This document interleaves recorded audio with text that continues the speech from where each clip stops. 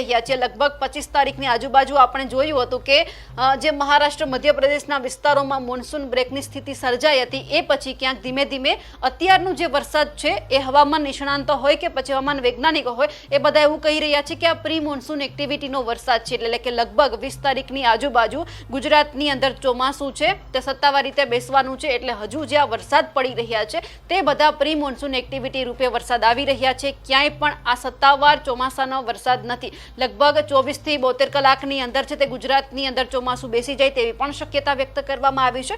પરંતુ ખાસ કરીને જો આપણે જોઈએ તો અરબ સાગરની અંદર જે અત્યારે જે સાયક્લોન સ્વરૂપે સિસ્ટમ બની રહી છે, એટલે કે અહીંયા જે મહારાષ્ટ્રના વિસ્તારો છે, પાલઘર છે, નાસિક છે, ત્યાં આપણને અતિ ભારે વરસાદ દેખાઈ રહ્યો છે અને તે જ ક્યાંક અસર કરે છે દક્ષિણ ગુજરાતના જે ભાગ છે, વલસાડ, નવસારી, સુરતના વિસ્તારોમાં એ વરસાદ આપણને અતિ ભારે દેખાઈ રહ્યો છે। વડોદરાની આજુબાજુના વિસ્તારોમાં પણ અતિ ભારે વરસાદ પડી રહ્યો છે।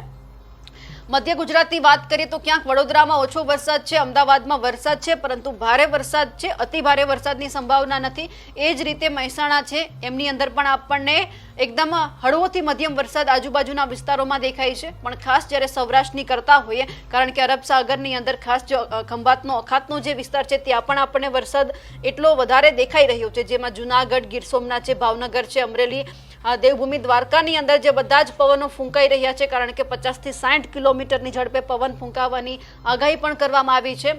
21 જૂન સુધી માછીમારોને દરિયો ન ખેડવાની પણ સૂચના આપવામાં આવી છે, એટલા માટે કારણ કે જે સિસ્ટમ બની છે એ સાયક્લોન રૂપે હવે ધીમે ધીમે આગળ વધી રહી છે। એટલે સૌરાષ્ટ્રનો આખો વિસ્તાર કવર કરી લીધો છે અને જે આ સિસ્ટમ છે તે ઉત્તર તરફ આગળ વધી રહી છે, એટલે જે અસર છે તે મધ્ય ગુજરાત થઈ અને ઉત્તર ગુજરાત તરફ પણ થવાની છે।